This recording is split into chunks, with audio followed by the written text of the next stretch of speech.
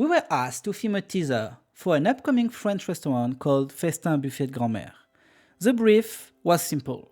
Create something warm, nostalgic, and cinematic, somewhere between an Italian family restaurant and a vintage French countryside vibe. The idea wasn't to showcase the entire place. Instead, we wanted people to feel the preparation of the meal, something slow-paced, something authentic, as it had been cooked by a grandmother who has been making the same recipe for decades. Because of that, I immediately knew I wanted to rely mostly or entirely on static shots. No fancy camera moves, just strong composition, good lighting, and letting the atmosphere do the work.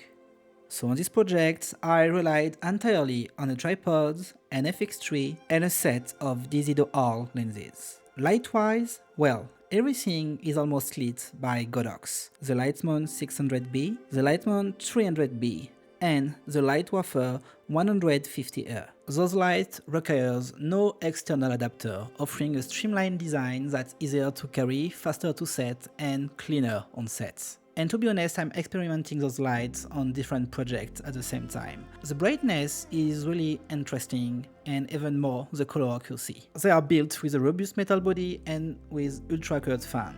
For the first scenes, we built a 4-light setup. Even though the final frames look simple, there was actually a lot happening behind the scenes. We needed to light a table full of food while also revealing the grandmother in the background carrying a cooking pot. And a few months before the shoots, I visited the location to study the path of the sun. That scouting session helped us to determine exactly which frames would work best and at what time of day. To control the natural light, we used a 2x2 diffusion frame outside the windows and added negative fill on one side of the room to create more shape and contrasts. I wanted a mix of softness and hard lights. Soft light will make the scene feel welcoming, while harder source will add texture to the food and help create that vintage look. We use a GODOX Litemons 600B with a spotlight attachment to create a focused shaft of sunlight cutting through the room. Next to the table, we place a panel, a Litewafer 150, to gently lift the shadows and create subtle edge highlights on some of the props and food. In the background, we use another 600 watt with a bulb reflector from a distance to simulate a window source and separate the grandmother from the darker part of the room, creating an even cozier morning atmosphere. And lastly, in the kitchen far away, we added a GODOX Litemons 300B, to create color contrast between the warm golden dining room and the cooler blue kitchen. With this single setup, we were able to shoot almost half of the commercial. Most of the changes came down to adjusting intensity level and repositioning a few flags. So let's dive into the first frame. Like I told you, outside we put a 2x2 frame to diffuse the natural light, and we took one silk of magic cloth. Like that, we got this really smooth softness light inside the whole room, filling everything. So yeah, right here, 2x2 frame directly through the window.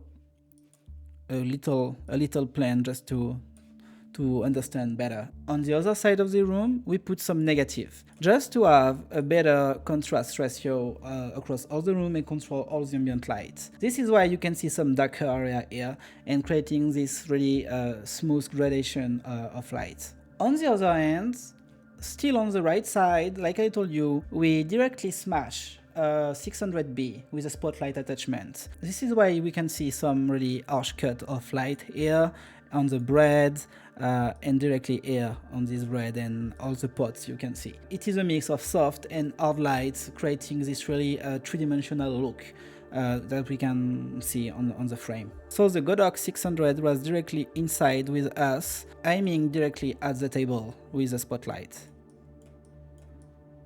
And on the background, obviously there is two lights, one directly aiming at the grandmother, and even further away in the kitchen you can see those flash of lights that's coming from another light. If I'm correct, like I told you, we have one 600B and another panel just eating the grandma and the background to really create this three-dimensional and foreground, background, and even farther away. And I almost forgot the panel outside, eating through the window and with the grids, all the table across all the room to really fill the shadow and compensate the darker area. So here you have the 150 from GODOX. And like I told you, we use the same setup for all the scene. We just moved the light closer or farther depending what we wanted. But for example, on these 3 simple shots of this cooking pot of this sauce, what we did is we kept the spotlight attachment just to really hit the cooking pot and some of the table, while maintaining a really soft look, even darker look around it, just to really see the sauce, and that's it. Another angle of the same table, but with a more intense look, because it is the final piece. Everything is on the table, everything is ready to eat.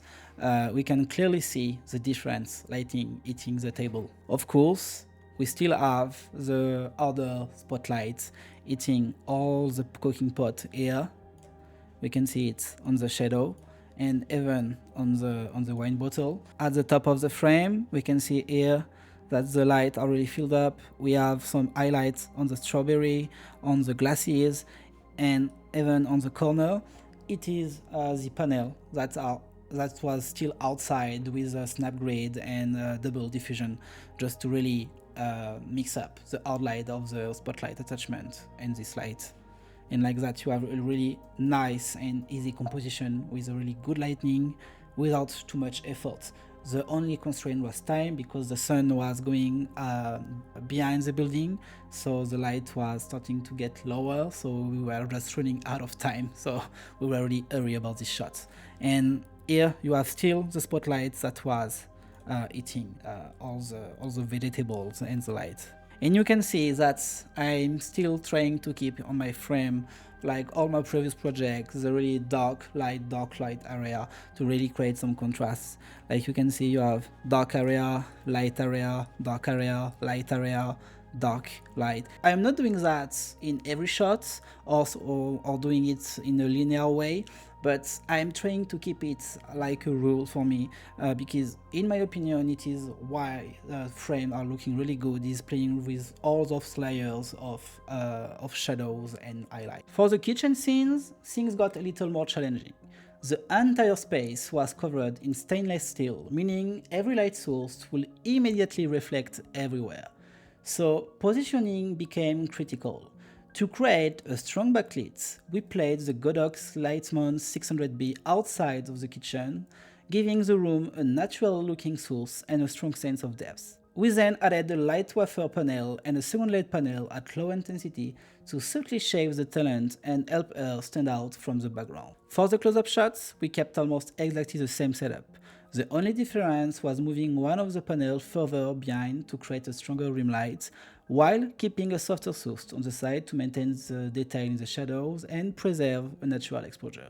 On this frame, you can clearly see the source outside, but to be honest, I just don't care about it. It was looking good. We didn't add a lot of time and a lot of gear to do it like we really wanted. So I just said to the team, let's go, let's wreck. We need to move on.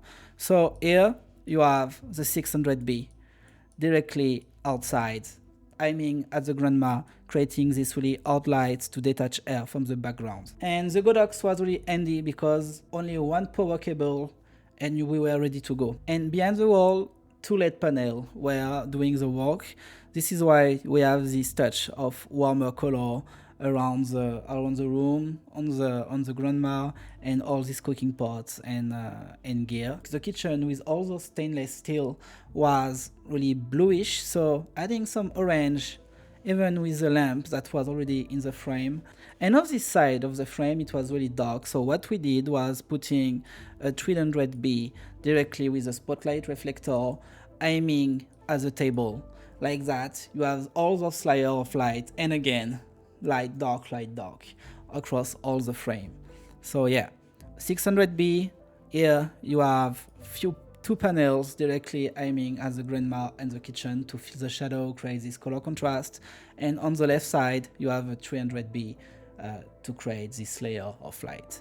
And I like to use panel to light up some model character or any human person on setup like that, because it is way more easier to soften the light, to move it around it when you need to do some closer setup or anything like that, compared to really big softbox where you need a lot of space and a lot of diffusion. I don't know. I really love doing panel work on really small environments.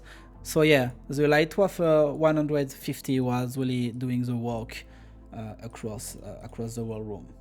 Pretty cool.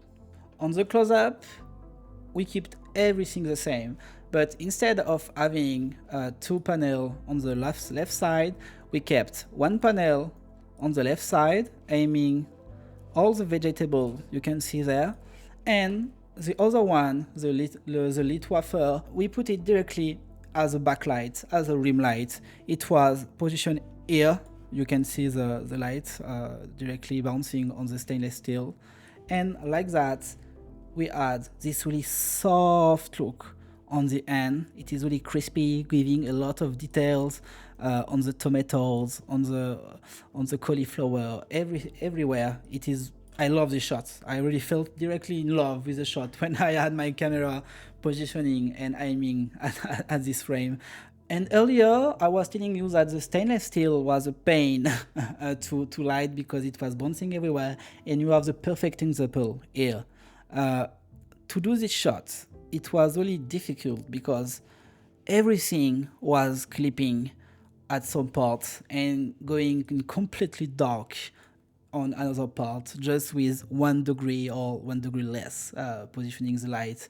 So yeah, everything was just having the good angle and putting a lot of flag everywhere to keep the light and not bouncing everywhere. This is why we ended up with this shot. It was a mistake, to be honest, because at first I didn't wanted that, but when I saw the frame, I was just, okay, it is not really correct, but it's looking good. So you know what? Let's roll. And you have, I know it's quite not natural and mostly creative because, well, to be honest, this is not natural light. Maybe just this is from the window and this is from the panel, but it's looking good. I mean, we don't care. It's a 1 second frame. You are, okay, wow, it's looking good. And you are already on another frame.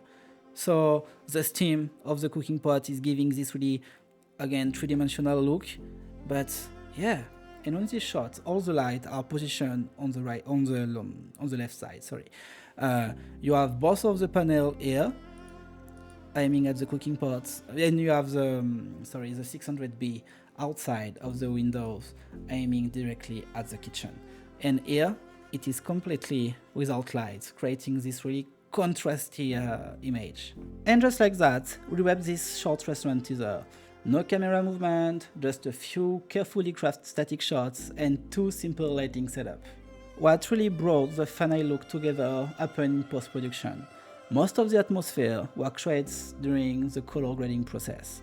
We pushed the contrast, saturation, grain, halation to reinforce that warm, nostalgic feeling we were after from the very beginning.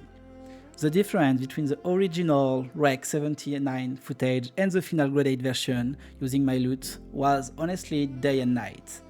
So anyway, if you have any question about this project, the lighting setup or anything else, feel free to leave a comment below. I will do my best to answer every one of them, and in the meantime, keep creating. Ciao!